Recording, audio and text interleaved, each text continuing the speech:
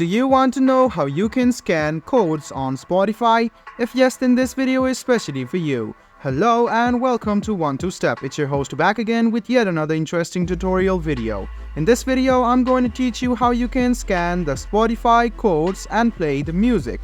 So, what you need to do is first of all find the codes of your favorite artists and go to Spotify.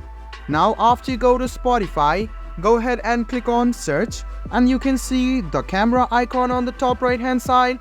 Just go ahead and tap on it, allow it, and as soon as you go ahead and scan a code, you can see the album or the artist's profile will pop up.